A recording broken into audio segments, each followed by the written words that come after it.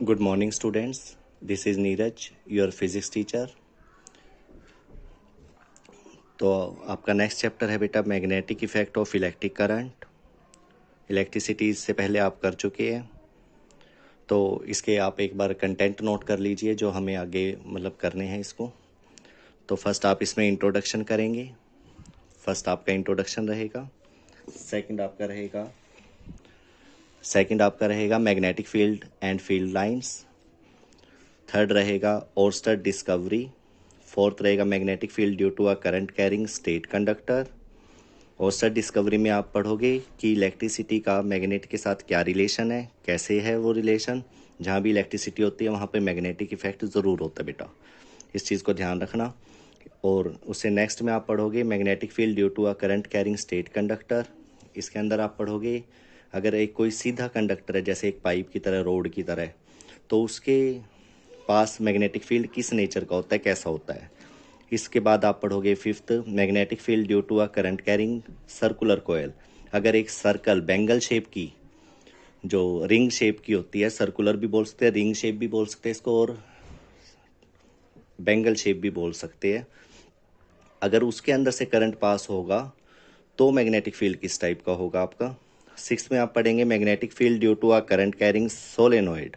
Solenoid जैसे spring होता है ना आपका स्प्रिंग, उसके अंदर क्या होता है, लार्ज नंबर ऑफ सर्कल्स होते हैं और उनका जो सेंटर होता है वो कॉमन नहीं होता, मतलब डिफरेंट सेंटर्स होंगे उसके पास, और मतलब कई नंबर ऑफ सर्कल्स की जो क्वांटिटी होंगी वो ज़्यादा होंगी, नंबरिंग ज़्यादा होंगी उसमें, स्प्रिंग लाइक स्ट्रक्चर कहोगे आप इसको।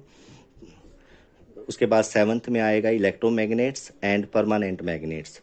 इलेक्ट्रोमैग्नेट क्या होंगे, जो इलेक्ट्रिसिटी से बनाए गए होंगे, इसके बारे में आप पढ़ेंगे। और साथ में आप पढ़ेंगे परमानेंट मैग्नेट। परमानेंट मैग्नेट में जिसमें उसके जो पोल होते हैं, पोलैरिटी होती है वो फिक्स होती है, ये पढ़ेंगे आप इसके बारे में। डिटेल स्टडी करेंगे हम इन सभी टॉपिक्स के बारे में। तो अभी तो मैं इनको जस्ट थोड़ा सा ब्रीफ बता रहा हूँ आपको। उसके बाद एट्थ टॉपिक रहेगा आपका force acting on a current carrying conductor in a magnetic field.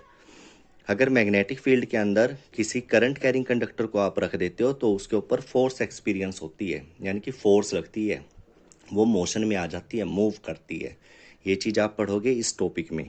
और इसका मैं आपको पहले ही बता देता हूँ कि ये चीज़ आपकी इलेक्ट्रिक मोटर में होती है, उसमें करंट और मैग्नेटिक फील्ड हम दे देते हैं, जिसकी वजह से फोर्स उसके ऊपर लगती है तो वो चलने लग जाती है। नाइन्थ होगा force acting on a charge moving in a magnetic field. इसके अंदर अगर आप कोई चार्ज पार्टिकल को क्या करवा देते हैं, मैग्नेटिक फील्ड में मूव करवाते हैं, तो उसके ऊपर क्या हो जाएगा, फोर्स लगती है। ये आप पढ़ोगे प्लस टू में साइक्लोट्रॉन टॉपिक में। इसका यूज़ किया जाता है इलेक्ट्रिसिटी जनरेट करने के लिए।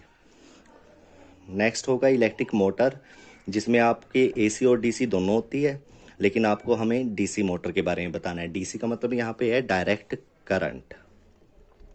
11 टॉपिक होगा आपका ईएमआई, इलेक्ट्रो मैग्नेटिक इंडक्शन। ये एक फिनोमिना है बेटा जिसके अंदर आप मैग्नेटिक फील्ड को चेंज करके इलेक्ट्रिसिटी को प्रोड्यूस करते हो, जिसको इंड्यूस्ड करंट बोलेंगे हम। क्या बोलेंगे, इंड्यूस्ड करंट। तो ये बताया था फैराडे ने 12th टॉपिक में। देखिए फैराडेज लॉज ऑफ ईएमआई, यानी कि Faraday's laws of electromagnetic induction. इसके अंदर उसने बताया था कि किस तरह से आप मैग्नेटिक फील्ड को चेंज करेंगे तो ही इलेक्ट्रिसिटी प्रोड्यूस होगी। ठीक है, ऊपर आपको फिनोमिना बताया गया है, भाई ऐसे लोगे तो हो जाएगा, और इसमें आपको पूरी विधि बताई जाएगी, मतलब पूरी प्रोसेस बताई जाएगी, क्या क्या चीज़ें अफेक्ट करेंगी, कैसे आपको करना है तो ही होएगी, वैसे नहीं होगी। 13 फ्लेमिंग राइट हैंड रूल। इसको डायनेमो रूल भी बोलते हैं और फ्लेमिंग राइट हैंड रूल भी। डायनेमो जो ये जनरेटर होते हैं इनको ही बोला जाता है, इसका दूसरा नाम है ये।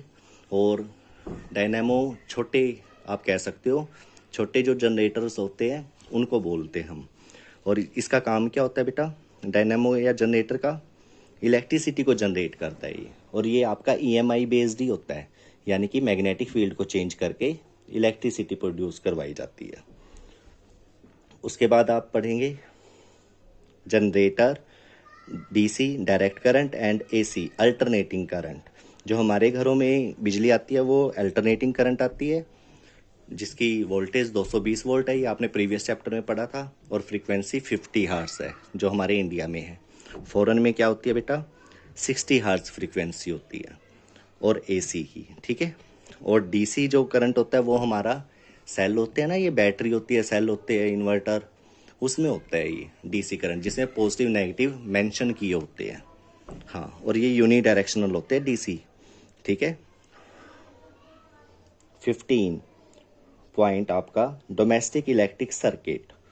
डोमेस्टिक इलेक्ट्रिक सर्किट में क्या आएगा, जो आपके घरों की वायरिंग हुई पड़ी है वो किस टाइप से हुई पड़ी है, ठीक है। इसमें आप उसकी टाइप्स पढ़ेंगे।